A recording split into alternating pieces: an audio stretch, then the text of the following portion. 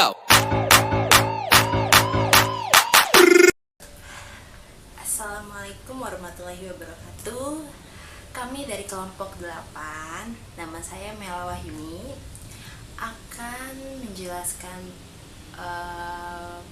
perihal compare atau perbandingan akuntansi antara negara satu dengan negara lainnya.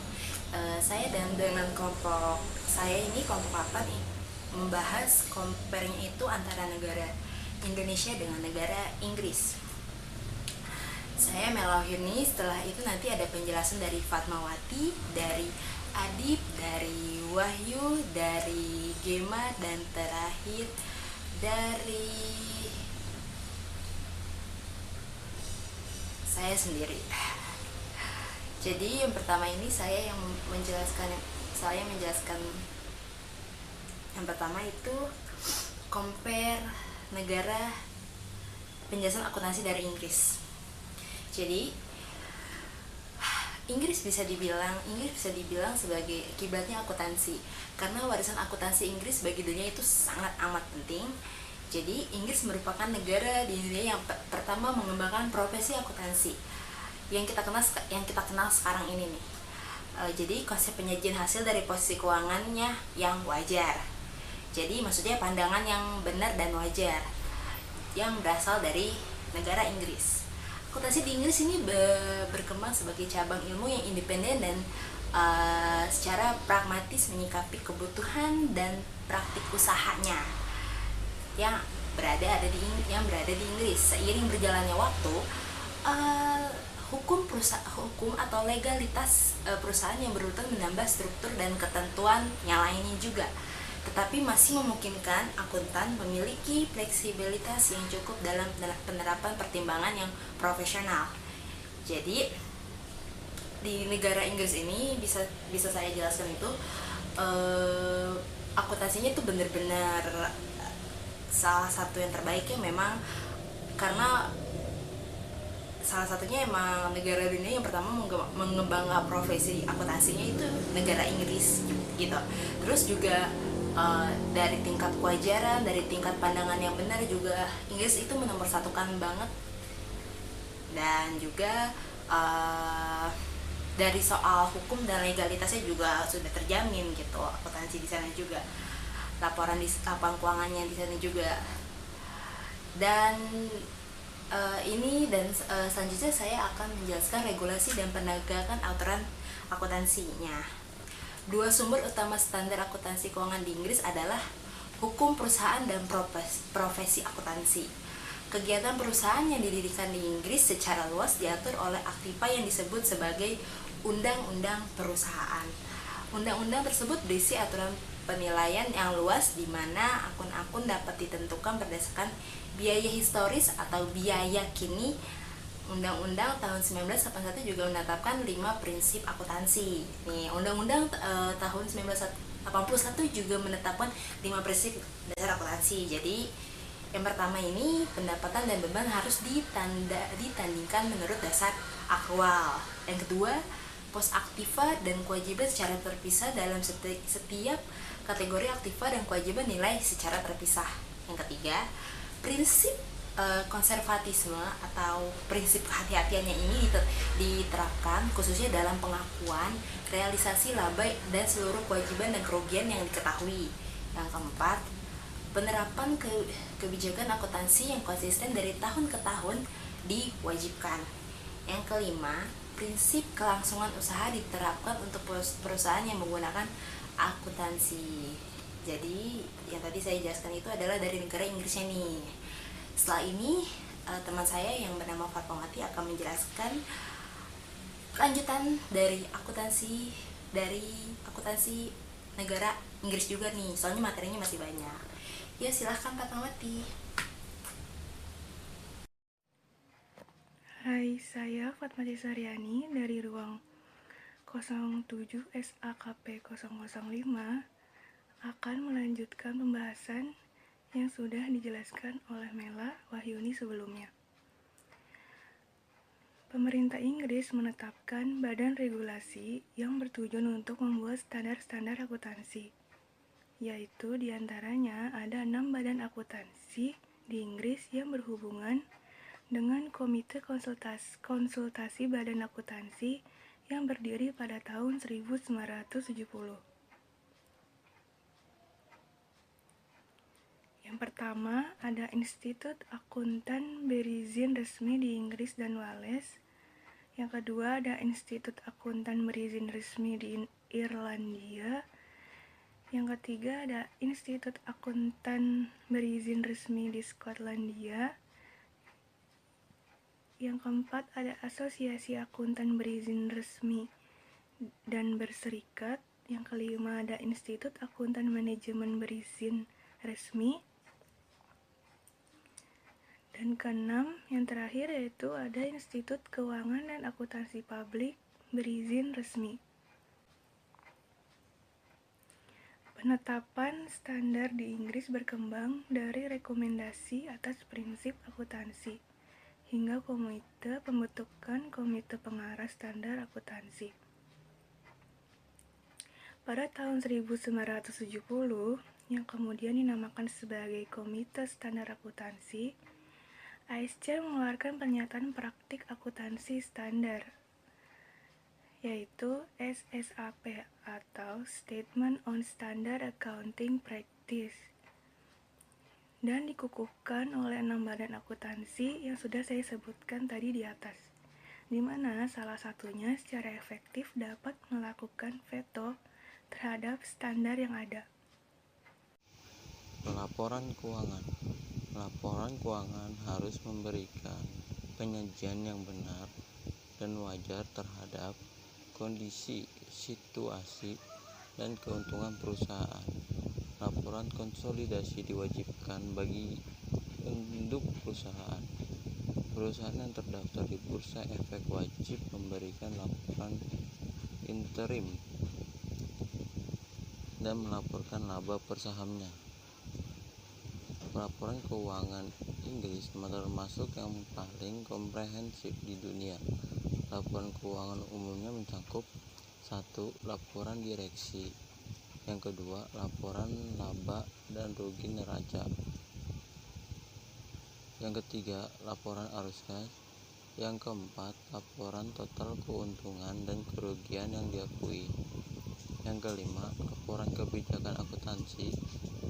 Yang keenam, catatan atas referensi dalam laporan keuangan. Dan yang terakhir, ketujuh, ada laporan auditor. Pengukuran akuntansi. Inggris memperbolehkan baik metode akuisisi dan merger dalam mencatat akuntansi untuk penggabungan usaha. Meskipun demikian, kondisi penggunaan metode merger ini begitu ketat sehingga hampir tidak pernah digunakan. Aset-aset bisa dihitung pada harga perolehan biaya sekarang atau menggunakan gabungan keduanya. Jadi, revaluasi tanah dan bangunan diperbolehkan. Depresiasi dan amortisasi harus berhubungan dengan dasar perhitungan yang digunakan untuk aset-aset yang mendasarinya. Pada tahun 2003, Departemen Perdagangan dan Perindustrian mengumumkan bahwa mulai bulan Januari 2005, seluruh perusahaan Inggris diperbolehkan untuk menggunakan IFRS dan selain GAAP. Contoh perusahaan Inggris di Indonesia. HSBC adalah salah satu grup perbankan terbesar di dunia. HSBC bermarkas di London dengan kantor pusat di Menara HSBC London, sebuah bagian dari pengembangan Canary Wharf di London Docklands. Pada 2005, bank ini merupakan perusahaan terbesar keempat dalam segi aset. Dia melaporkan jumlah pemasukan dalam dolar Amerika Serikat sekitar 70% berasal dari luar Britania. Dia melaporkan jumlah pemasukan dalam dolar Amerika Serikat nyaris 40% berasal dari operasinya di Hong Kong. Sebelum pindah markasnya ke London pada awal 1990-an, dia bermarkas di Hong Kong. HSBC merupakan bank terbesar di Hong Kong dan kedua terbesar di dunia setelah Citigroup. Di Indonesia, HSBC mulai hadir di Jakarta pada tahun 1884, sehingga merupakan salah satu bank tertua di Indonesia. Yang kedua ada British Petroleum. British Petroleum Indonesia merupakan perusahaan minyak dan gas bumi yang berkantor pusat di London. Kerajaan Inggris, British Petroleum telah beroperasi di Indonesia lebih dari 35 tahun. Kini menjadi salah satu investor terbesar di Indonesia dengan investasi kumulatif lebih dari 5 miliar US dollar. Akuisisi aset ARCO pada tahun 2000 dan persetujuan dari pemerintah Republik Indonesia pada Maret 2005 untuk memulai konstruksi LNG Tangguh, memperbesar secara signifikan posisi British Petroleum pada sektor energi Indonesia. Standar akuntansi keuangan atau disebut juga dengan SAK adalah pernyataan standar akuntansi keuangan atau PSAK dan interpretasi standar akuntansi keuangan atau disebut juga dengan ISAK yang diterbitkan oleh Dewan Standar Akuntan Indonesia dan Dewan Standar Syariah Ikatan Akuntan Indonesia, serta peraturan regulator pasar modal untuk entitas yang berada di bawah pengawasannya. Efektif 1 Januari 2015 yang berlaku di Indonesia secara garis besar akan convergent dengan International Financial Reporting Standard atau IFRS yang berlaku efektif 1 Januari 2014. DSAK IAI telah berhasil meminimalkan perbedaan antara kedua standar dari 3 tahun di 1 Januari 2012 sampai dengan di 1 Januari 2015. Ini merupakan suatu bentuk komitmen melalui DSAK IAI dalam memainkan perannya selaku satu-satunya anggota G20 di kawasan Asia Tenggara.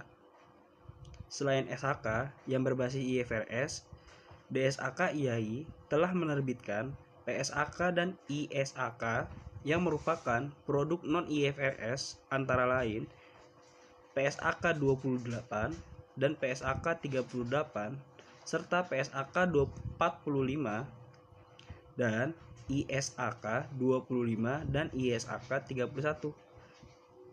Ini diharapkan dengan semakin sedikitnya perbedaan antara SAK dan IFRS dapat memberikan manfaat bagi pemangku kepentingan di Indonesia.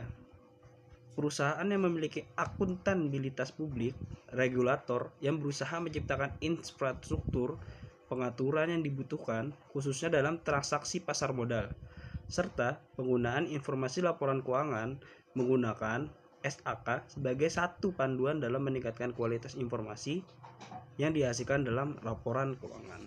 Realisasi kewajiban IAI sebagai anggota IAAFC mengenai penerapan IFRS di Indonesia diharapkan terjadi pada tahun 2008. Saat ini IAI memiliki 59 SAK, diantaranya dirujuk dari IAS 28 standar, diciptakan sendiri 11 standar, dan dari FASB 17 standar, 2 accounting principles, board opinion, dan satu bullet. Berikut adalah merupakan komponen-komponen pelaporan keuangan di Indonesia. 1. Laporan posisi keuangan. 2. Perhitungan laba rugi. 3. Laporan arus kas. Dan 4. Laporan perubahan modal. Dan 5 yang terakhir adalah catatan atas laporan keuangan. Ditarik kesimpulan bahwa yang pertama, dalam perkembangannya suatu sistem akuntansi selalu mengalami perubahan baik isi maupun fungsi suatu standar akuntansi yang ada di Indonesia sendiri. Perkembangan akuntansi sudah dimulai sejak era penjajahan Belanda sekitar 17 ADB 2003 atau sekitar tahun 1642. Indonesia yang pada awalnya menganut sistem tata buku seperti yang dipakai di Belanda saat itu, pada akhirnya berpaling ke praktik akuntansi model Amerika yaitu Anglo-Saxon. Akuntansi di Inggris berkembang sebagai ilmu tunggal secara pragmatis, merespon terhadap kebutuhan dan praktik bisnis Inggris, merupakan negara pertama di dunia yang mengembangkan sebuah profesi akuntansi seperti yang kita kenal saat ini. Konsep kewajaran penyajian dari hasil dan posisi keuangan atau kebenaran dan kewajaran juga berasal dari Inggris. Semua perusahaan Inggris diizinkan untuk menggunakan IFRS, alih-alih GAAP Inggris yang baru saja dijelaskan. Jadi inisiatif Uni Eropa pada tahun 2005 untuk perusahaan-perusahaan yang terdaftar diperluas untuk perusahaan-perusahaan Inggris yang tidak terdaftar juga. Adapun 5 prinsip dasar yang digunakan di Inggris dan banyak diadopsi negara-negara lain yaitu: yang pertama, pendapatan dan beban dihitung dengan dasar aktual. Yang kedua, kelompok aset dan kewajiban individu dihitung secara terpisah. Yang ketiga, prinsip konservatisme atas pengakuan pendapatan, kewajiban, dan kerugian. Yang keempat, prinsip konsistensi. Yang kelima, prinsip keberlangsungan usaha. Kesimpulan yang kedua, Indonesia perlu mengadopsi standar akuntansi internasional untuk memudahkan perusahaan asing yang akan menjual saham di negara ini atau sebaliknya. Namun, demikian, untuk mengadopsi standar internasional itu bukan perkara mudah karena memerlukan pemahaman dan biaya sosialisasi yang mahal. Indonesia sudah melakukannya namun sifatnya baru harmonisasi. Dan selanjutnya akan dilakukan full adoption atas standar internasional tersebut. Adopsi standar akuntansi internasional tersebut terutama untuk perusahaan publik. Hal ini dikarenakan perusahaan publik merupakan perusahaan yang melakukan transaksi bukan hanya nasional tetapi juga secara internasional. Jika ada perusahaan dari luar negeri ingin menjual saham di Indonesia ataupun sebaliknya, tidak akan lagi dipersoalkan perbedaan standar akuntansi yang dipergunakan dalam menyusun laporan. Terima kasih.